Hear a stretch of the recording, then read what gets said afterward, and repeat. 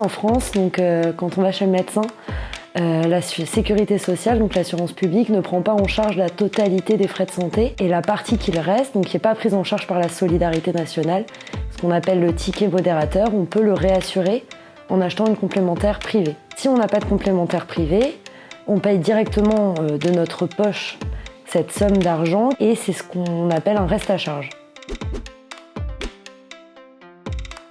Ce qu'on voit clairement dans la littérature, c'est que les personnes qui n'ont pas de complémentaire santé renoncent plus souvent aux soins pour des raisons financières. Donc, on a mis en place des dispositifs qui donnent accès à des complémentaires santé gratuites quand on vit sous un certain seuil de revenus. Depuis début 2000, la couverture maladie universelle complémentaire, donc la CMU-C, qui est devenue la complémentaire santé solidaire en novembre 2019. J'ai travaillé sur l'accès à l'assurance complémentaire et l'accès aux soins pour les personnes à bas revenus en France. Dans le premier chapitre de ma thèse, on est vraiment parti du constat des refus de soins.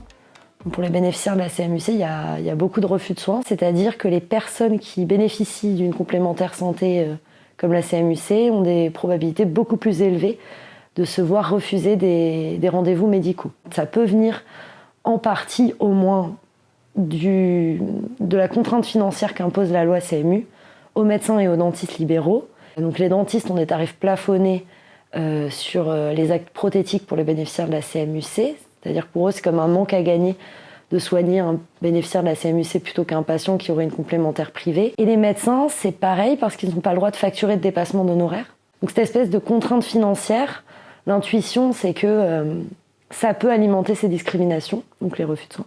Nous on est parti de ça et on a voulu étudier ce qui se passait réellement du côté des médecins quand leur part de patients bénéficiaires de la CMU-C, donc reçus à des tarifs inférieurs, augmentait. L'idée dans tout ça, c'est de réfléchir à une révision de la rémunération des médecins pour lutter contre ces refus de soins. Alors, les méthodes de recherche, on part de bases de données. Donc moi, dans mon cas, c'est des bases de données administratives ou sinon des enquêtes. Ensuite, avec des techniques statistiques, donc c'est ce qu'on appelle de l'économétrie. On essaye d'isoler les facteurs explicatifs qui entraînent certains phénomènes économiques. Par exemple, l'impact d'une réforme sur le recours à l'assurance ou sur le nombre de consultations chez le médecin chaque année, par exemple en économie de la santé. Donc on a pris des bases de données qui concernent l'activité et les revenus des médecins. Et ce qu'on voit, c'est que quand leur part de patients bénéficiaires à la CMU-C augmente, leurs revenus ne baissent pas, leurs revenus totaux, mais leur rémunération à l'acte diminue. C'est-à-dire que pour chaque acte qu'ils font, ils sont moins bien rémunérés.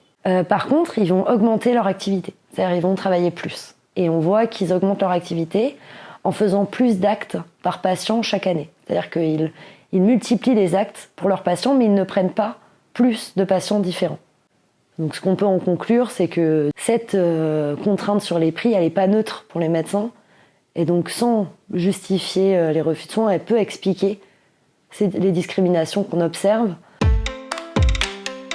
L'intérêt majeur, je pense que ça reste quand même l'avancée pour les politiques publiques, donc faire avancer la décision publique dans certains domaines et pour permettre d'améliorer l'accès aux soins des personnes à bas revenus. Ce type de dispositif, ce qu'on sait, c'est que ça améliore l'accès aux soins. Donc d'un côté, ça marche, mais ça crée pas mal de problèmes, donc notamment des effets seuil, c'est-à-dire que les personnes juste au-dessus du seuil d'accessibilité peuvent ne toujours pas être en mesure de se payer une complémentaire santé, notamment pour les personnes âgées pour lesquelles les primes de complémentaire santé coûtent très très cher. Ensuite, c'est pas universel, donc c'est extrêmement stigmatisant, ce qui alimente aussi des discriminations. Et étant donné que c'est pas automatique, il y a aussi beaucoup de non-recours, parce que les démarches sont extrêmement complexes. Donc en fin 2018, il y a 30 à 40% de non-recours à la CMU-C. Donc effectivement, il y a des côtés positifs, mais ça pose pas mal de problèmes. Oui.